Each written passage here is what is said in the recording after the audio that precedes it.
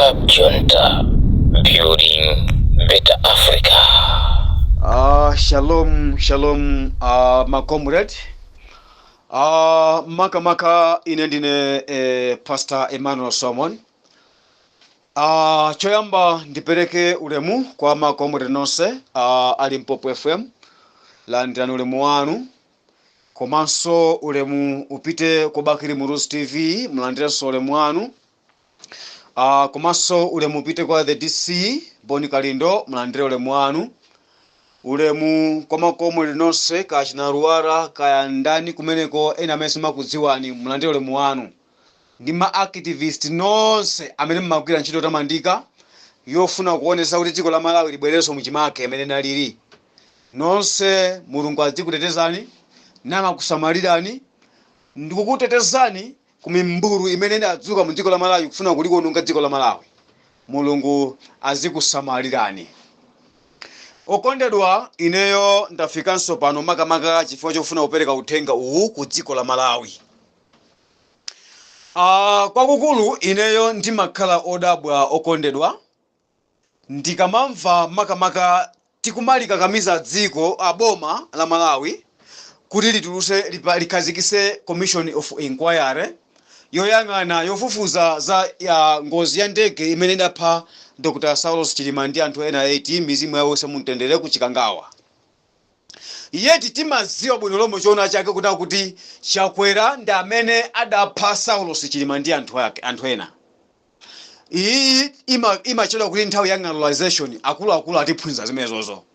Ng'alulization ineyo zikumandipasa maganizo kwambiri kumamva kuna kuti tikumakakamiza Boma kuti likhazikise Commission of Inquiry ilifufuze za ngozi imene idapha Saulos Chilima kuchikangawa. Koma chonsecho tikudziwa kuti Boma ndimene panga chiwembu chopha Saulos Chilima ndi anthu ena 8. Amalawi mitu yathu ikugwira ntchito. Mitu yathu ikugwira ntchito bwinobwino Amalawi. Pamene paja palibenso chifukwa cholikakamiza Boma kuti likhazikise Commission of Inquiry. Chimene tikanayina kupanga amangati Amalawi poziwa kuti chilungamo chake Boma kapena kuti chakwera ndi anthu ake ndi anzinzake anapha Saulos Chilima ndi anthu ena 8. Kunali kuyikakamiza Boma kuti ipange step down. Chimene ndikuchona pano ndi chimene chocho. Osati kwaloza akhazikise Commission of Inquiry. Palibenso chifukwa chowoza zimenezozo. Koma apange step down chifukwa anthu aja adaonesa umoyo oyipa, umoyo wa nkhanza, umoyo wa ufiti, umoyo wa ufitina. Zimene apanga pamene paja. There's no need to force them kupanga kuti akhazikise Commission of Inquiry. Anthu oti tikudziwa bwino kuti anapha Saulos Chilima, anapha pamodzi ndi anthu 8 aja. Chowawuzira kuti akhazikise Commission of Inquiry ndi chani? Mmalo Mungu awumuza kuti chakwera iweyo ndi nduna zako achina kunkuyu, achina chimoto banda, kaya achina zikhale ngoma kama jekete, kaya mukuti kuti achina yola, nonsenu achina anabe, nonsenu. Mutule pasi maudindo wanu. Noti kukhazikisa Commission of Inquiry, tikutapo nthawi Amalawi. Kutaya nthawi, mmalo moti bwezi tikumapenda chisogolo, tukakamira malo amozi-moziwo.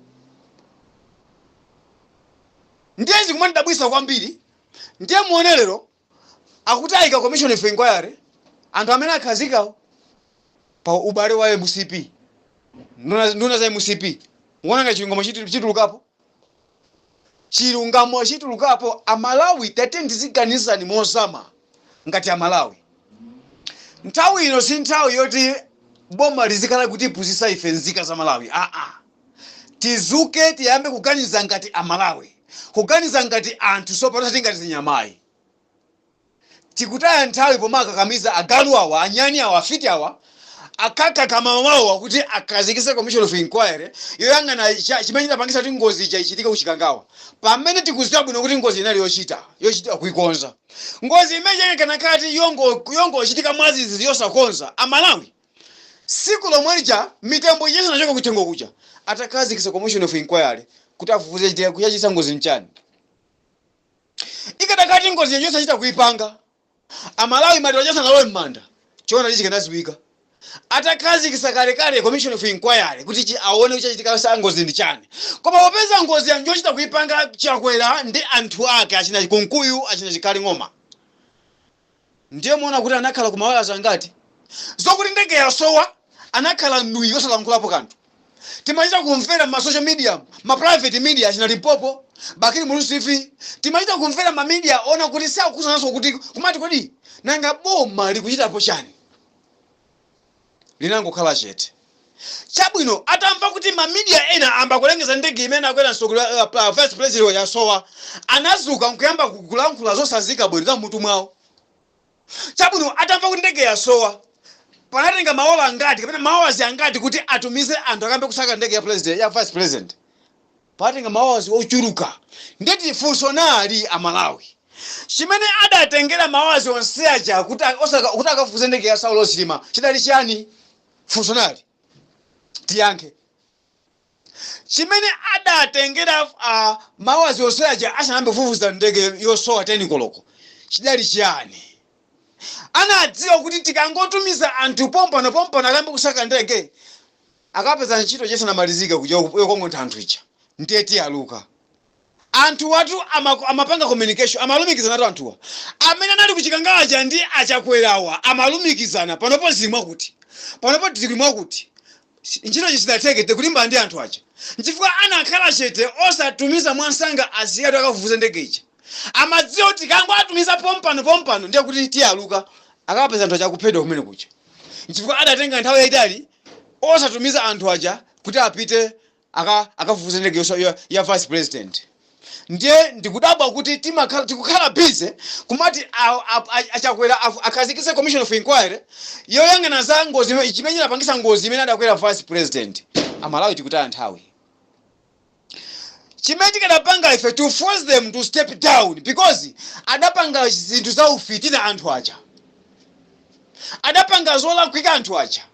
Ndipo amaona ngati kuti iwo aja akapanga zimenezi ndiye kuti basi abisala siziziwika kumwamba kuli Yehova amaona zapasi pa nthaka apa amaona. Ndiye anapanga uchisiru wake mwa zimene anapanga iwo aja amaona ngati kuti ndipo sikaya maganiza bwanji anyani amenewa amaomawa amenewa ndipo chakwera suzapeza mtendere moyo wako wonse wewe pamodzi ndi ndugu zako simuzapeza mtendere.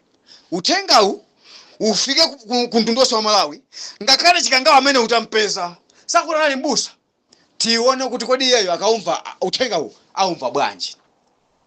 Amalawi tikamati Lazarus Chakwera ni munthu oyipa kwambiri munthu wakupha Amalawi niyo simmamvesa. Kasi ndi mkusudu kodi simmamvesa chifukwa chani? Simmafuna muzamve atakutemaniso Chakwera kapena. Mmafuna muzamve atakuphaniso Chakwera kapena. Chakwera ni munthu wakupha ndipo malakala musipi. Ndiye mwina kuti musimikize kuti Chakwera ngwakupha. Ine ndikutengera ni m'buku lopatulika la Genesis chapter 4. Ndi pamene mudziwe kuti Chakwera ngwakupha.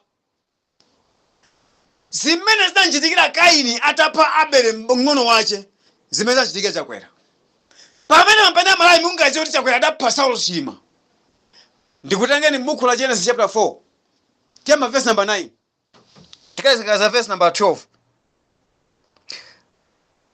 Mawakula kuti Kaini ndi Abele Bible langa la chichewa cha makono likutero. Ndikufuna mudziwe kuna kuti Chakwera anaphadi Saulo Silima ndi anthu ena aja 8. Chifukwa mwazi wa munthu si wa masewerayi. Pa namba 9 akuti chani tiwerenge limodzi. Ndipo Yehova anamufunsa Kaini kuti ali kuti m'bale wako Abele. Iye anayankha kuti sindikudziwa. Kodi ine ndine osunga m'bale wanga? 10. Yehova anati, kodi wachita chiyani? Tamvera magazi ya m'bale wako akulilira kwa ine kuchokera kunthaka. Kaini atapha m'bale wake Abele adamkwirira pansi pa nthaka. Koma mwazi wa m'bale wake Abele udayamba kufula kuchoka pansi pa nthaka kufulira kwa Yehova. Ndipo mawu a m'bale wake Kaini adakamfika Yehova kumwamba. Yehova atamva mawu a m'bale wake Kaini pansi pa nthaka adayenda ndikumpeza Kaini ndikumfunsa, kodi iwe m'bale wako ali kuti Abele? Kaini akuyankha Yehova kumuyankhanso mwa mwana oti Mulungu. Akuti cha sindikudziwa. Kodi ine ndine woyang'anira m'bale wanga Abele? munthu ukapanga cholakwika umakhala wa mwano sumamva umakhala wa makani. Atapha m'bale wake Kaini anayiwala kuti akuyankhula naye ndi Mulungu amene anamulenga iyeyo. Akufunsa ali kuti m'bale wako Abele akuti sindikudziwa ayi. Kodi ine ndiwoyang'anira m'bale wanga Abele? Mwano ndiye kuti mudziwe kuti Chakwera adapha Saulo Chilima. Muone mwano umene uli ndi Chakwera. Muone kuipa mtima kumene kuli Chakwera. Muone kusadziwa kumene kuli Chakwera. Ndi zimene amapanga Kaini apa kumweka Mulungu zikusiyana? Sizikusiyana. Kaini akumwenka Mulungu kuti sine woyang'anira Abeletu. Mwano. Ukapanga choipa umakhala munthu wokulo mtima wa mwano. Zimene kupanga Chakwera. Pamene mungazali Chakwera adapha Saulo Chilima. Ndiye Yehova akumuwuza kuti wachita chiyani? Ukuona ngati sindikudziwa? Mwazi wa m'bale wako wandifulira pansi pa nthaka pomwe apa. Wafula pansi pa nthaka kukandipeza ine kumwamba. Wapanga chiyani kwa m'bale wako Abele? Ndiye Chakwera samadziwa kuti mwazi wa munthu ngwachabe. Pamene wa Malawi mafati ndeli mozi. Ndi mafati ndeli mozi. Kuti muziwe kuti Chakwera anapha Saulo Chilima. Nthawi iyi ndi nthawi ya ng'anulization. Akulu atiphunzitsa choncho kuti ng'anulization. Kuing'alula. Mopanda somantha. Pastor Emmanuel Symon. Akuti wachita chiyani kodi iwe Kaini? Popeza mwazi wa m'bale wako wandifulira pansi pa nthaka. Amaona ngati Mulungu sakudziwa ayi. Mmene amamufunsa Kaini za m'bale wake Abele. Okonda Mulungu amaona chilichonse kacha pansi pa nthaka amaona. Ndiye Chakwera amaona ngati kuti Yehova zimene apanga Yehova sakuona ayi. Achakwera Yehova atu amaona. Mose mmakambirana mapulani anu kuti timpanga bwanji, timpha bwanji, ndege yenda bwanji, Yehova anana kuona. Koma inu simmadziwa. Mapulani anu munapanga mapulani olakwika. Achakwera, achimwendo, akonkuyu, azikhale ng'oma. Muli pa mavuto tanthuno. Muli pa mavuto kopya. Mulungu kumwamba kusimungambisalireyi. Komanso kuti muziwe kumwamba kuli Mulungu. Simwezi ifa Malawi simunatibisalire tachiziwa chisizi chanu. Munapha Chilima ndi anthu ena 8. Amalawi apa ndiye mufune musafune mudziwe kuti Chakwera anapha Chilima. Tikupita beni mautu mawu alipo. Pa namba 11 akuti cha ndipo tsopano ndi otembereredwa ndipo wachotsedwa mdziko limene nthaka yake inatsekula pakamwa pake kulandira magazi a m'bale wako amene unakhetsa. Yehova akupita kumuwuza Kaini. Ndiwetu wotembereredwa akumuwuza Kaini Yehova. Lero tu Yehova akulankhula ndi Achakwera. Kuti Achakwera tsopano ndinu wotembereredwa. Chifukwa cha magazi a m'bale wanu Saulo Chilima. Achakwera ndinu wotembereredwa simuzapeza mtendere. Moyo wanu wonse Achakwera simuzapeza mtendere. Ndinu wotembereredwa. Ndipo muzachotsedwa pa dziko lapansi Achakwera. Mmene Yehova ankalankhula ndi Kaini, lero akulankhula ndi inu Achakwera. Muzachotsedwa mdziko limene nthaka yake inatsekula pakamwa pake kulandira magazi a m'bale wanu Saulo Chilima. Achakwera simuzakhala ndi mtendere. Pamodzi ndi nduna zanu muna mmene munkapangira plani yanu kuti mupeze Saulo Chilima, mtendere uzapezeka pa moyo wanu mpaka ifa yanu. Achakwera. Yehova ankamuwuza Kaini kuti sopano uzapeza mtendere moyo wako wonse chifukwa cha magazi a m'bale wako Abele. Lero Chakwera Yehova akulankhula ndiwe Chakwera. Ndinu akunkuyu, ndinu azikhale ng'oma. Nonse amene munapanga plani yakupha Saulo Chilima, Mulungu akulankhula ndinu lero kuti simuzapeza mtendere chifukwa cha mwazi wa Saulo Chilima umene udafula pansi pa nthaka mpaka mawu ake ndikumpeza Yehova kumene ali kumwamba. Simuzapeza mtendere. Achakwera simuzapeza mtendere pang'ono pomwe. Simuzaupeza mtendere Achakwera. Ngakhale ndi banja lanu simuzapeza so mtendereyi. Ndiye Yehova amamuwuza kuti pa namba 12 udzalima munda koma nthakayo sidzakupatsanso zokolola zake. Udzakhala osakhazikika omangoyendayenda pa dziko lapansi. Yehova amamuwuza ndani kodi Kaini kuti pa chimene wapangachi udzakhalanso ukulima nthaka yake yomweyo, koma chifukwa cha mawu amene achoka pa nthaka pansi pa nthaka a m'bale wako sudzakololanso zokolola mmene mwakolole poyamba. Achakwera chifukwa lero mukuti mukapanga ichi akukugwirani. mukapanga ichi mukuyalukapo, mukapanga izi achakwera mukupezeka poera. Lero mukapanga ichi Limpopo akuti achakwera tu mwalika ripoti pa tebula la boza pamene anthu sanambe kufufuza. Yehova amalankhula ndi Kaini chifukwa chopha Abele. Lero Yehova akulankhula ndi iweyo chakwera chifukwa chopha Saulo sichilima. Akuti iweyo chimene ungamapanga icho chilichonse sichipindulayo. Ukuyesera upanga umu kuti mwina ubele masankho anthu akukugwira ufiti. Ukuyesera upanga izi kuti anthu akukugwira ufiti. Ndiye Yehova amalankhulaso ndi Kaini kuna kuti uzakhala woyendana ndi dziko. Pa chimene wapanga chopha m'bale wakoyu uzakhala woyendana ndi dziko, suzakhazika m'malo amodzi. Kodi Amalawi ndimafuna ndikufunseni. Saulo sichilima atamwalira pamodzi ndi anthu 8 aja. Ndikuyika mali wacha ndikuyikidwa m'manda. Chakwera anakhazika pansi? Ndimafuna ndikufunseni Amalawi. Chakwera anakhazikika pansi bwinobwino atapha Chilima ndi anthu ena 8, mali wacha ndikuyikidwa m'manda. Achakwera anakhazika pansi? Yehova amamuuza Kaini kuna kuti uzakhala woyendana ndi dziko chifukwa cha choyipa chimene wampangira m'bale wako Abele. Uzakhala woyendana ndi dziko iweyo. Yehova adalankhula chifukwa anadziona kuti mwazi wa munthu si wamasewerayi. Ndipo Kaini anali woyendana ndi dziko. Ndiye Amalawi mmafunanso umboni wanji woti mudziwe kuti Chilima Chakwera anapha Saulo Chilima. Chakwera atapha Chilima mali ndikulowa m'manda. Chakwera anakhazikika. Anayamba kupita kuti Mozambique, Zimbabwe, uyo kakwera njinga ku Italy, kuchoka kuchabwera ku Malawi, kuchoka ku Malawi uyo kuunga, kuchoka kumene chabwera ku Malawi uyo osakhala matako pansi maka weta ng'ombe atikaya kuti kuja. Chakwera to amene. Ndiye Yehova akulankhula ndi Chakwera kuti iweyo uzakhala woyendana ndi dziko iweyo. Suzakhazika pansi chifukwa cha mwazi wa m'bale wako mng'ono wako Saulo Chilima. Mwazi uja unafula pansi pa nthaka kwa mpeza Yehova kumwamba. Mwazi umenewo uzasona mtendere Chakwera. Mwazi wa Saulo Chilima ndi anthu ena 8 iwe Chakwera uzasona mtendere. Suzapeza mtendere. Ndi Amalawi ndimafuna ndikuwuzeni. Yehova amalankhula ndi Kaini kumuwuza kuti chifukwa cha ichicho iweyo uzasowa mtendere. Uzakhala woyendana ndi dziko suzakhazikika ayi. Kodi Chakwera anakhazikika? Atangoyikidwa Saulo m'manda anakhazika Chakwera samakhala akuyenda.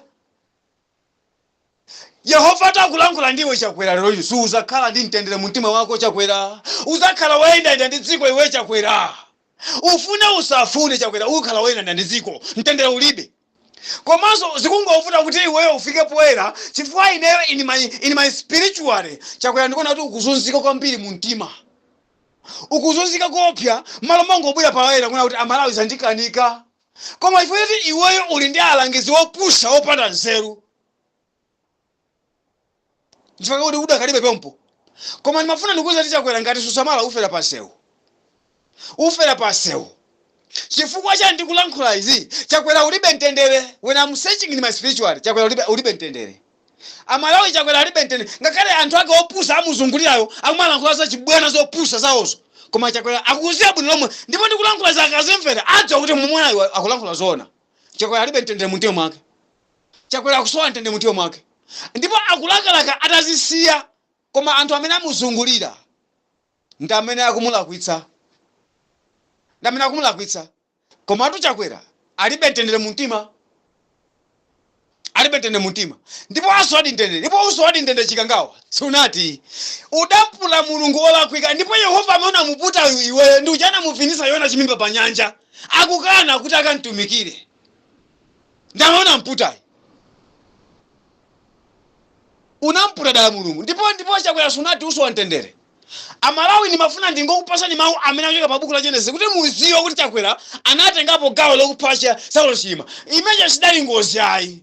We don't need to force them to put commission of inquiry. Never. Because tikuziwa choonadi.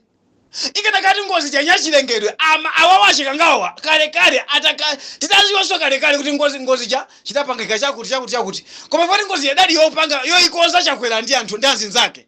That's why adatenga nthawi kuchita apanoso chito kakamizidwa kuti ati muika commission of inquiry. Kwakakamiza atu. Ndiye mwe tikufuna mboni wanji oti tizoti Chakwera anapha Chilima. Tikufuna mboni wanji. Let's wake up Malawians. Let's wake up Malawians. Tateni tizuke na Malawi. Tiko na mpaka liti. Palibe chimene angathandize chakwera ndi anzake. Ndipo mwalakeri palibe angathandize. Nthawi zambiri ali mpopa kamalankhula anthu mana kuti ayi akunama but at the end zimazafika poera. Bakiri muruzi kamalankhula anthu mati akunama. Pamwepo kumati zoona atwe. Kodi inu furumana kuti Amalawi tilingati Thomas Ditimo. Amalawi tilingati Thomas Ditimo timafuna tione pokapoka pokapoka tigwire ndi manja kuti muchama amambaya mbuya misomani muchanti umu ndikupisa chalamu. Timakanga Thomas Ditimo. Tizazindikira Malawi watha tikamafuna tikakanga Thomas Ditimo. Tizazindikira Malawi watha pe kulibe ni Mose yemwe. Ndezi kumvesa chisono kuti Amalawi tikudziwa kusaka 4 zitazunzika izi. Lero tikumasindanisa ma IT yathu ndi ma 5,000. Kodi 5,000 ngakhale chikoba cha chipanga ikukwanira? 5,000 amene akupasaniyo. 5 ita za chimanga ikukwana? Mukangogula uja mbatata yatha, mungoja usiku okha mukugona. Emba kwa ndi njala. Mukusindanisa ufulu wanu ndi 5,000. Chonsecho anthuwa akudyesani chiteze, akukuzunzani, palibe chanze mene akupangirani poni. Mufuna makazi keso Boma. Amalawi mitoti kugwira ntchito. Boni kalino akamalankhula Amalawi tazukani. Mukuona ngati inu mati ndi wa madrama wa maseroja. Komatu wamisa nawo na nkhondo. Wamisa nawo na nkhondo. Chimene ndeta Amalawi tichiziwe. Ndikumvanso chisoni kwambiri makamaka inu azipani zosusa Boma. Mwangoti ndwinga takukumetani. Komatu anyamata akuchenjezani. Musati olankhula musalemba kuimba mwambe onati ndi uzanalipa koma kusamva. Chifukwa tu Edimpopo ikulankhula, Bakiri Muruzi TV ikulankhula, Boni Kalindo akulankhula, ndi ambiri suma activists akulankhula kuti anzanuwa akuena ni juga. Tazuka ni china zimwezi susako. Mwangoti chete. Kodi chaka chamawa kamazati chikangawa chakwera wawinaso muzamba kulira. Muzakadandaula kutiko. Popeza apolisi ndi MCP. Asilikali ndi MCP.